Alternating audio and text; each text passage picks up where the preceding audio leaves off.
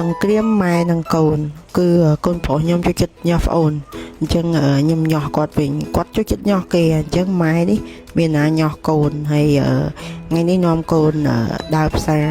បដូរបរិយាកាសកូនដោយសារស្អែកអាទិត្យយើងនាំគាត់ដើរលេងអញ្ចឹងណាគាត់មើលគេមើលឯងអញ្ចឹងទៅកុំឲ្យនៅក្នុងផ្ទះពេកហើយមួយទៀតក៏បដូរបរិយាកាសសៃពៅដែរព្រោះសៃពៅនាំដើរធម្មតាដែរនាំមកកន្លែងលេងហ្គេមលេងអីមានភ្លើងមានអីច្រើនទេហើយថ្ងៃហ្នឹងប៉ារបស់គាត់ថាគាត់ចង់នាំស្តេឡាទៅកន្លែងហ្គេមមើលភ្លើងកន្លែងរាំកន្លែងអីបរិយាកាសចឹងទៅដោយសារតែកូនបងនេះគាត់ក៏ចូលចិត្តលេងកន្លែងហ្នឹងដែរហើយបងមានបទពិសោធន៍ច្រើនដើរលេងច្រើនមួយប៉ាច្រើន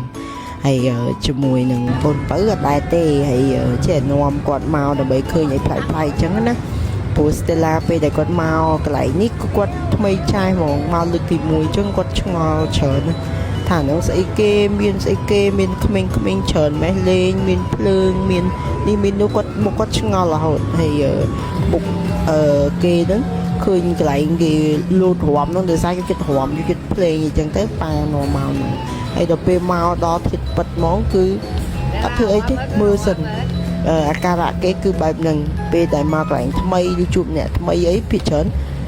កើបមើលសិនលក្ខណៈឈរមើលឆ្ងល់អីសិនអញ្ចឹងអត់ធ្វើអីកាំងឆ្ងាញ់ហ្មងហើយប៉ាឲ្យរាំក៏អត់រាំដែរគឺគេមើលឆ្ងល់ថានឹងស្អីគេប៉ុន្តែអាបងវិញគឺស្ដាច់លេងស្ដាច់ដឹង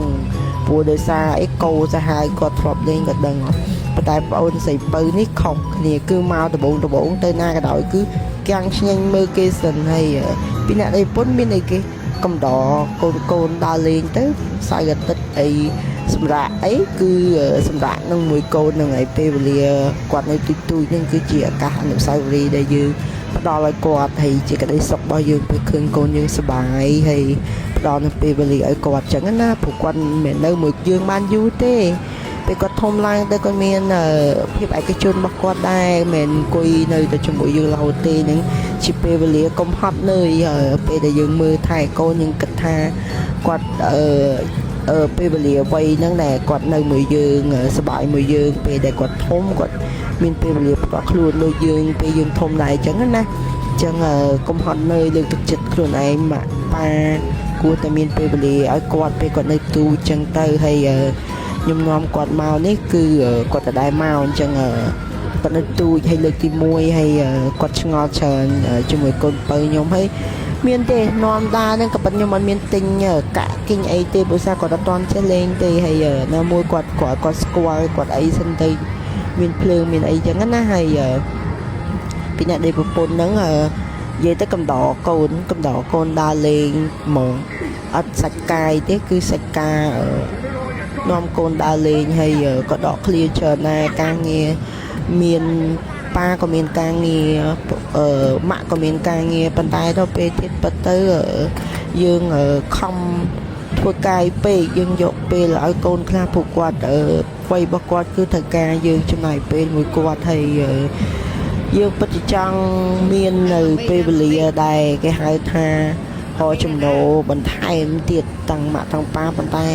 ពួកគាត់វ័យរបស់គាត់ត្រូវការយើងអាចគ្រាន់តែតម្រូវការលុយច្រើនពេកជាងពេលកូនអញ្ចឹងណាយើង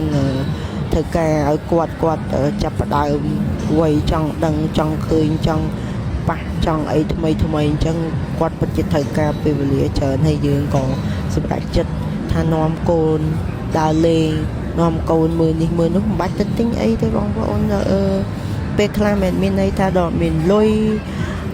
ត្រូវនាំកូនទៅញ៉ាំអីឆ្ងាញ់ឬអីគេពេលវេលាអាចយើងបង្កើតឲ្យគាត់លេងជាមួយគាត់អីជាមួយគាត់ចឹងទៅតាមលទ្ធភាពជាក់ស្ដែងបើយើងមាននៅលទ្ធភាពវាហិតទៅល្អអញ្ចឹងណាប៉ុន្តែគាត់ក្នុងកន្លងពេលហ្នឹងកូនបើរបស់ខ្ញុំនេះកំពុងតែឆ្ងល់ដើរពេញនឹងឥឡូវចាប់ផ្ដើមដើរហើយឃើញខ្ញុំកំពុងទៅលេងមួយបងហ្នឹងចង់លេងដែរហើយប៉ាដើរថតរហូតក៏ពិតដើរថតម្ដងម្នាក់ទេក្នុងទូរស័ព្ទនឹងចាប់កូនម្នាក់ម្ដងហើយពីអ្នកបងម៉ាក់នឹងលេងហ្គេមពីអ្នកបងនឹងតែកូនបើឃើញចង់លេងដែរឆ្ងល់ចង់លេងដែរហើយវាជា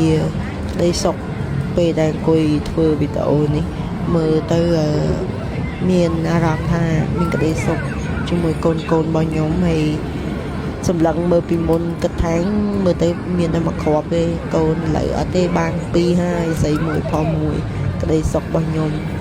បិទគូតែខ្ញុំប្រាប់គេថាខ្ញុំយកទៅ2ហ្នឹងទេតែប្តីរបស់ខ្ញុំមកទេចង់បានថែមមួយទៀតតែមិនដឹងថ្ងៃមុខទៀតមិនដឹងទេប៉ុន្តែដឹងតែឥឡូវហ្នឹងបានបើស្រីមួយបើប្រុសមួយដោយសារអីខ្ញុំ